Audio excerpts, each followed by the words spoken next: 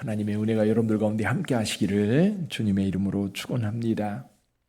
여러분은 살면서 누가 제일 부러우세요? 요즘도 여러분들에게 저 사람 진짜 부럽다, 그런 사람이 있을 겁니다. 아니면 지금까지 어렸을 때부터 쭉 살아오면서 그때 참 내가 부러웠던 사람이 있는데, 물론 지금은 어떤지 잘 모르겠지만 그 부러움의 대상이 되는 분들이 있었지요. 저도 이제 중고등학교 다닐 때에 교회 다니는 친구들이 부러웠어요.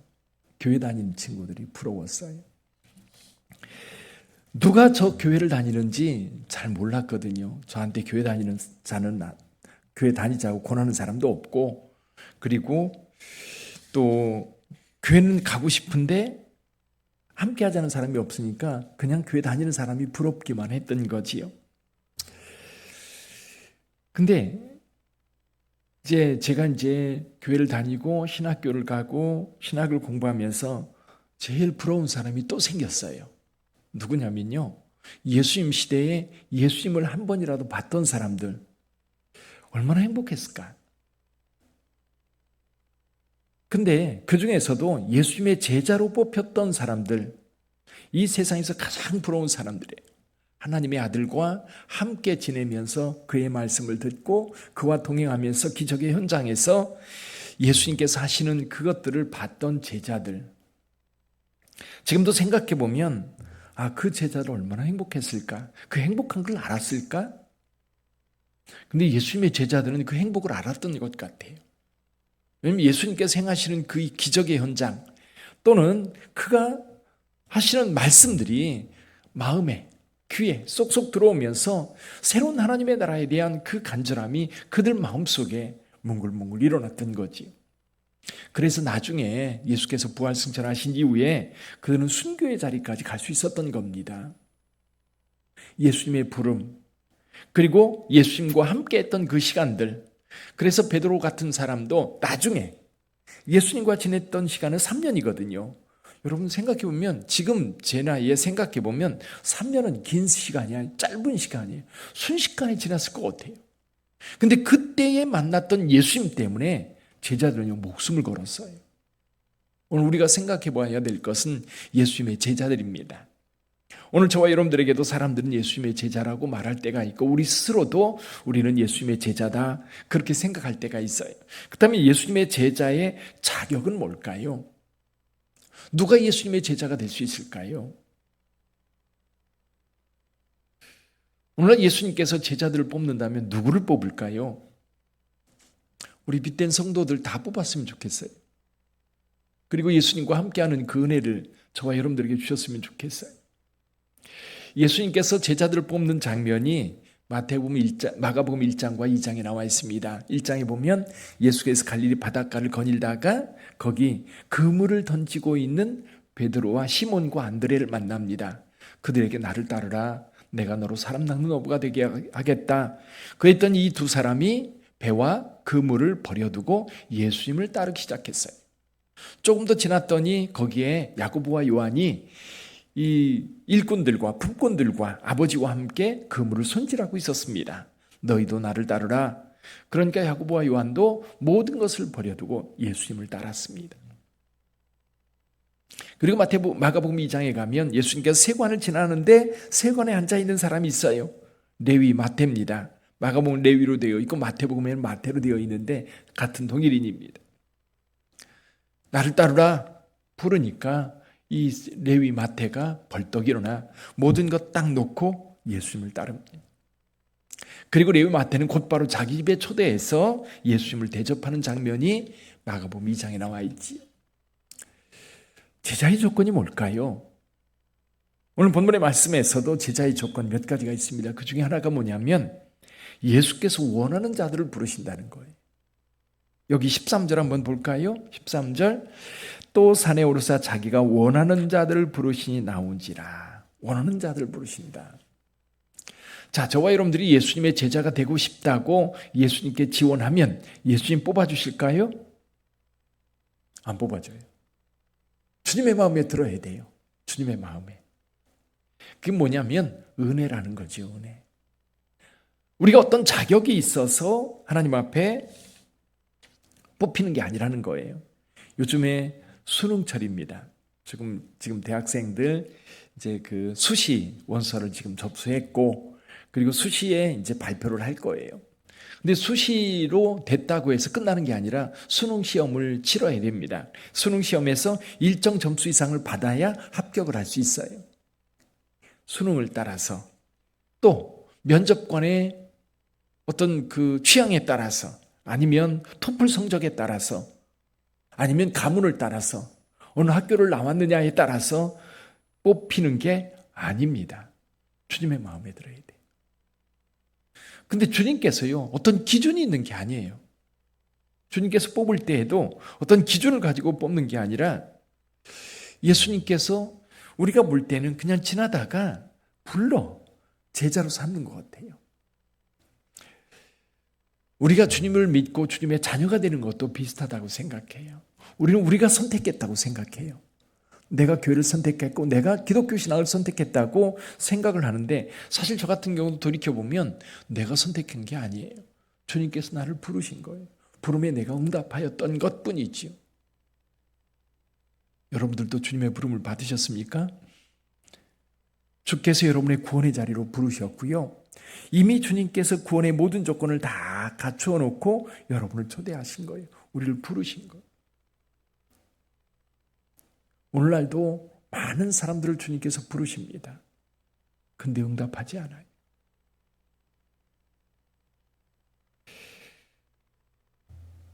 예수님께서 우리를 부르실 때에 그거는 은혜라고 봐요.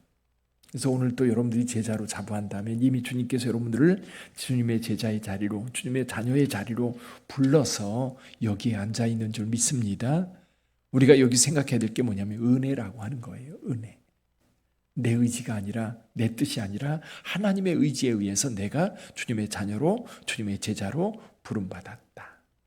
두 번째 조건이 있습니다. 두 번째 조건은 불렀을 때, 주님이 불렀을 때, 주님께서 여기에 12 제자만 부른 게 아닙니다. 부른 사람들이 있어요. 부를 때에 아니요, 잠깐만요, 우리 가족들에게 인사하고 올게요. 예수님께서 그들도 보냅니다. 우리 아버지가 돌아가실 때가 됐는데 아버지 장례 치르고 따르겠습니다. 예수께서 뭐라고 말씀하셔요? 죽은 자들은 죽은 자에게 맡기고 너는 나를 따르라. 근데 그 사람이 따랐습니까? 안 따라요. 예수님의 제자의 조건, 모든 것을 버리고 따르는 자가 예수님의 제자가 될 수 있어요. 시몬과 안드레, 야고보와 요한, 마태, 구체적으로 그들을 주님께서 부르신 장면들이 성경에 기록되어 있는데 그들 모두가 똑같아요. 다 놓고 주님을 따랐어요. 그의 생계를 책임졌던 모든 배와 그물들, 누가복음에 보면요, 오히려 그물이 찢어지도록 고기를 잡았는데 베드로는요, 그 그물에 잡힌 고기를 쳐다보지 않아요. 예수님만 보고 예수님을 따릅니다. 그래서 예수님께서 마가복음 8장 34절에서 이렇게 말씀하세요. 누구든지 나를 따르려거든 자기를 부인하고 자기 십자가를 지고 나를 쫓을 것이니라. 다 내려놓고. 근데 우리가 신앙생활 할 때도 사실은 우리 신앙생활을 방해하는 것들이 얼마나 많아요. 이 축복의 자리, 이 은혜의 자리, 주님께서 우리를 불렀는데 다른 것 때문에 너무너무 우리 마음을 많이 빼앗겨요. 그 은혜 자리에 나가지 못하고 그저 아주 조그만 거에 마음을 빼앗겨 가지고 거기에 빠져 있는 경우가 얼마나 많아요. 사실 요즘도 전도하다 보면 어때요? 사람들이 교회 나가지 않을 조건들이 얼마나 많은지 몰라요. 직장 때문에, 자녀 때문에, 건강 때문에, 친구 때문에, 돈 때문에. 근데요, 예수님 부르실 때에 따라야 됩니다. 거기에 영생이 있고요, 거기에 생명이 있고요, 거기에 기쁨이 있고요, 거기에 은혜가 있고요, 거기에 감사가 있어요. 세상 그 어떤 곳에서도 찾을 수 없는 그 영광이 그 자리에 있거든요. 그 간절함이 있는 사람들이 전도하는 것 같아요. 당신도 예수 믿고 구원받고, 당신도 예수 믿고 그 예수님께서 주시는 그 복을 누려야 됩니다. 그런 간절함이 있는 사람들이 사람들에게 전도하는 것 같아요. 그래서 여러분, 우리가 주님의 제자가 된다고 하는 것은 사실 세상 것에 얽매이면 주님의 제자가 될 수 없어요. 왜냐하면 예수님을 따르는 자들은 예수님과 함께 해야 되기 때문에 그래요. 다른 것 붙잡고 있으면 함께 할 수가 없거든요. 제가 오늘 본문의 말씀을 묵상하면서 또 하나의 조건이 있어요. 첫째는 주님께서 부르는 자가 제자가 될 수 있고, 두 번째 불렀을 때에 다 놓고 주님을 따르는 자가 제자가 될 수 있어요. 세 번째, 주님께서는요 다른 거 보지 않았어요. 성실함, 현장에서 일하고 있는 사람들만 불렀어요. 놀고 있는 사람 부르지 않았어요. 무슨 뜻이냐면 예수 믿는 거요 게으른 사람 못 믿어요. 여러분 신앙생활 하다 보면 이래요. 직장생활도 해야 되죠. 가정도 돌봐야 되죠. 교회 와서 봉사도 해야 되고 예배도 드려야 되고, 그러다 보면 신앙생활하는 사람들을 가만히 보면 굉장히 부지런해요. 성실하지 않으면 진짜 믿음 생활하기 어려워요. 주님께서 제자로 부르신 자들을 보면 여러분 현장에서 열심히 일하고 있는 사람들, 다른 걸 본 게 아니에요. 현장에서 열심히 자기를 하고 있는 사람을 불러서 주님의 제자로 삼았고, 그리고 그 사람들이 하나님 나라를 위해서 성실하게 자기 책임을 다하면서 이 땅에 하나님의 영광을 위해 헌신했던 거예요. 오늘날도 그래요. 오늘날도 저와 여러분들이 신앙생활 할 때에 부지런해야 되더라고요. 새벽 기도하고 또 직장에 또 출근해야 되고, 직장에 하루 종일 일하고 나와서 또 성경 읽고 또 기도하고 또 기도가 되면 전도하고, 주일날 다른 사람들은 토요일부터 놀러 다니는데 주일날 교회 와서 하나님 앞에 예배 드리고, 또 교회 예배 드릴 때 그냥 예배만 드립니까? 일찍 와서 주차 봉사도 하고 청소도 하고 식당 봉사도 하고 여러 가지 시간을 내어서 하나님 앞에 드릴 때에 주님께서 그들을 축복하는 거예요. 그냥 축복하는 게 아니더라고요. 교회를 섬기다 보니까 이게 하나님 앞에 복받을 자들이 있어요. 참 기쁨으로 주님을 섬기는, 참 기쁨으로 시간 내어서 주의 영광을 위해서 그 시간과 물질과 그리고 자기가 가지고 있는 재능들을 하나님 앞에 드리는 모습 보면 주님께서 너무너무 기뻐하실 것 같아요. 예수님의 제자들, 예수님께서 뭐라고 말씀하셔요? 하늘나라에서, 그럼 그들이 하나님 나라의 모든 곳에서 하나님의 영광을 위해서 살아갈 거예요. 어떤 책임을 맡고 그 책임을 따라서 행할 거예요. 근데 그 책임은요 축복의 책임이에요. 기쁨의 책임. 오늘 주님의 제자를 부르신 예수님, 오늘 저는 그런 생각을 해요. 오늘 저와 여러분들도 부름받았어요. 부름받은 자의 축복이 있기를 바랍니다. 그래서 오늘 또 어떻게 하면 주님께서 우리를 통해 주님의 일을 하실까? 주님께서는 고민하실 거예요. 그럼 우리는 고민하는 거지요. 어떻게 하면 주님께서 원하시는 일에 내가 주님 앞에 드려서 주의 영광 드러내고 주님께서 살아계심을 드러내고 주의 일이 우리 가운데 어떻게 이루어질까? 오늘 하루를 살면서 여러분들 통해서 하나님께서 하나님의 일을 이루실 거예요.